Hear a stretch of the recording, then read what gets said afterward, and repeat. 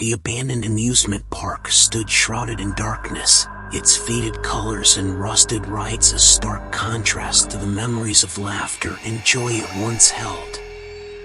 A group of daring teenagers, seeking thrills on a moonless night, had ventured into the park's eerie confines.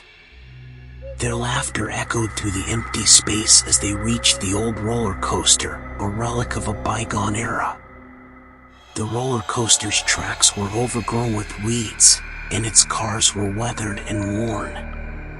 Ignoring the eerie warnings that surrounded them, the teenagers eagerly climbed into the rickety seats. The feeling of anticipation mingled with unease, but they brushed it off as mere superstition. As the ride started, a sense of dread settled over them. The clink of the chain pulling them upward was punctuated by the eerie creaking of the coaster's wheels. The ascent seemed to take longer than expected, the tension growing with each foot gained in height. And then, at the peak, the cars jolted to a stop, teetering on the precipice.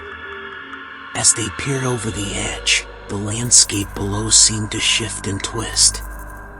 The familiar amusement park transformed into a nightmarish realm, a distorted carnival where grotesque figures roamed the grounds.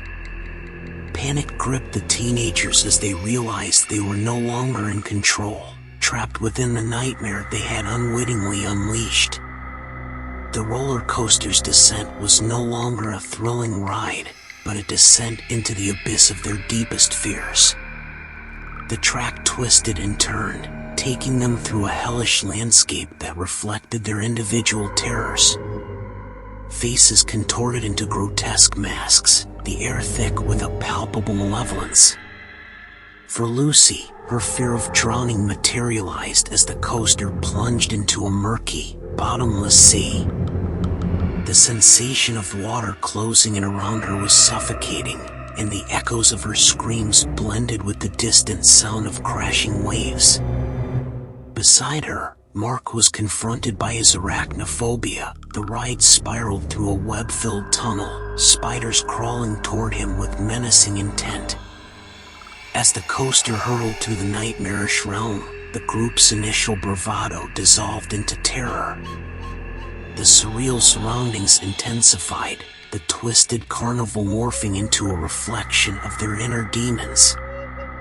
Nathan, battling his fear of the dark, found himself engulfed by suffocating darkness that seemed to swallow him whole. Amid the cacophony of screams and nightmarish visions, Jenny's courage shone through. She confronted her fear of isolation, navigating the coaster's turns with a determination that resonated with the others.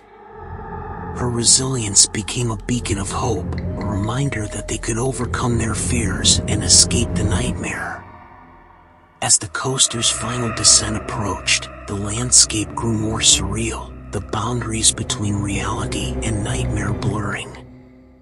The ride came to a sudden stop, and the group stumbled out of the cars, disoriented and shaken. The moonless night had given way to a dawn tinged with an eerie light. As the sun rose, the nightmare began to dissipate, the distorted carnival fading into nothingness. The abandoned amusement park regained its appearance, and the laughter of children echoed in the distance. The teenagers, battered but alive, looked around in disbelief.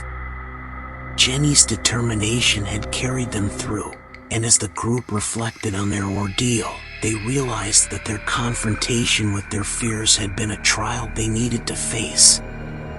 The nightmare had forced them to confront the depths of their own vulnerabilities, to acknowledge and overcome their anxieties. As they walked away from the roller coaster in the abandoned amusement park, a newfound bond united them. The experience had left its mark, a haunting reminder of the nightmarish journey they had embarked upon. But they carried with them the lessons they had learned, the strength to face their fears head-on, the resilience to overcome adversity, and the understanding that even in the darkest of places, the human spirit can triumph over terror.